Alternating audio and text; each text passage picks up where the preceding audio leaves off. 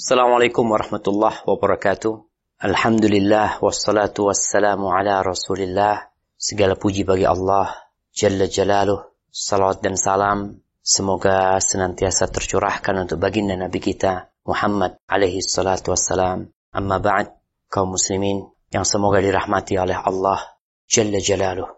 Jamaah rahimakumullah, kembali kita berjumpa untuk menjadi muslim yang lebih baik. Agar kita bukan Islam-Islaman, bukan setengah Islamnya, tapi seperti yang Allah perintahkan. Ya ayyuhalladzina amanu udkhulu fis-silmi kaffah. Wahai orang-orang yang beriman, masuklah kalian ke dalam Islam itu secara kaffah. Jangan setengah-setengah. Jangan seperempatnya Islam, 3/4-nya ateis. Jangan setengahnya Islam, setengahnya lagi nggak tahu apa agama. Muslim itu harus kafah. Bagaimana menjadi muslim yang kafah? Muslim yang secara akidah, yang secara ibadah, yang secara muamalah, yang secara akhlak, semua sesuai dengan apa yang Allah turunkan dan Nabi alaihi salatu wassalam terangkan. Maka tidak ada jalan lain kecuali belajar. Mungkin sebagian bertanya, sampai kapan belajar? Subhanallah, sampai mati kita belajar. Sampai mati. Orang cari dunia aja sampai mati. Masa mau cari akhirat kita nggak sampai mati? Kita sampai ke hadis tentang bagaimana seharusnya kita bergaya hidup. Bagaimana kita hidup dan bagaimana gaya hidup kita. Jangan sampai berlebihan. Jangan sampai membuat kebahagiaan itu hilang gara-gara gaya hidup. وعن أبي أمامة رضي الله عنه قال قال رسول الله صلى الله عليه وسلم يا ابن آدم إنك أن تبذل الفضل خير لك وأن تمسكه شر لك ولا تلام على كفاف وابدأ بمن تعول رواه الترمذي وقال حديث حسن صحيح.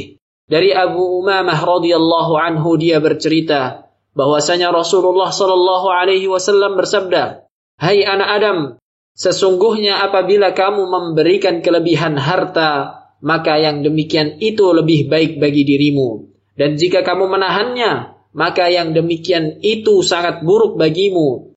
Tidak tercela karena hidup secukupnya, dan mulailah dengan orang yang menjadi tanggunganmu." Hadis riwayat At-Tirmidzi, dan dia mengatakan hadis ini hasan sahih. Ahibati fillah, Abu Umamah radhiyallahu anhu meriwayatkan dari Nabi alaihi salatu wassalam bahwa Nabi mengatakan, "Ya ibna Adam, wahai anak Adam, engkau anak yang siapa? Bukankah kita semua cucunya Nabi Adam alaihissalam?" Ya, yang merasa anaknya Adam, dengerin apa kata Nabi sallallahu alaihi wasallam. Innaka an tabdhulal fadl. Orang tuh punya kebutuhan sandang, pangan, papan. Dia butuh rumah, fadl beli rumah. Punya uang, beli rumah. Kau perlu rumah, tempat tinggal. Kendaraan, silahkan beli kendaraan. Kau butuh kendaraan apa? Anda butuh kendaraan 3. Yang pertama, kendaraan buat kerja. Kendaraan buat keluarga, ada kendaraan buat ngangkut-ngangkut. Udah, alhamdulillah cukup udah. Terus bicara makanan, ya kita perlu makan. Berapa sebulan, berapa setahun, silahkan disiapkan. Lebihnya dari itu mau dibuat apa?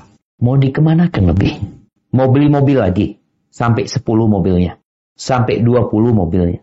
Padahal yang kau pakai tetap 1. Maka Rasul sallallahu alaihi wasallam mengatakan, innaka an tabdhulal fadl.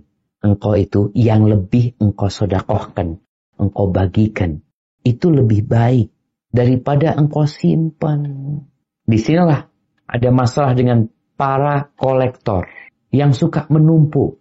Kalau engkau dagang beda lagi. Orang dagang punya mobil mungkin 100 mobil. Memang dagangan dia. Dia jual beli. Tapi ini enggak. Ini hanya disimpan sama dia. Maka Rasul SAW mengatakan, kalau engkau berikan lebihnya itu lebih baik. Tapi kalau engkau simpan, itu jadi jahat buat engkau. Wala tulamu ala kafa. Dan engkau gak akan dicela karena hidup secukupnya gitu. Jadi orang ketika hidup secukupnya, gak akan dicela. Tidak dalam agama, tidak dalam masyarakat. Ketika manusia itu hidup ya sewajarnya. Dia perlu mobil, dia beli mobil. Mamanya dia rumah, kenapa rumahmu besar? Iya Ustaz, anak punya anak banyak. Nggak akan dicela. Tapi kalau anaknya 1, bikin rumah, kamarnya 20. Buat apaan tuh? Oh enggak Ustaz, jadi rumah ini sebenarnya rumah tamu, alhamdulillah. Jadi ada kebutuhan. Hiduplah secukupmu. Apa yang kau perlukan, beli. Silahkan. Yang diperlukan, bukan apa yang kau maui, tapi yang engkau perlukan, yang kau butuhkan. Laptop kadang-kala beli. Harga 50 juta, memang butuh. Tafadhol. Tapi kalau laptop 10 juta cukup, jangan beli 50 juta buat apa gitu.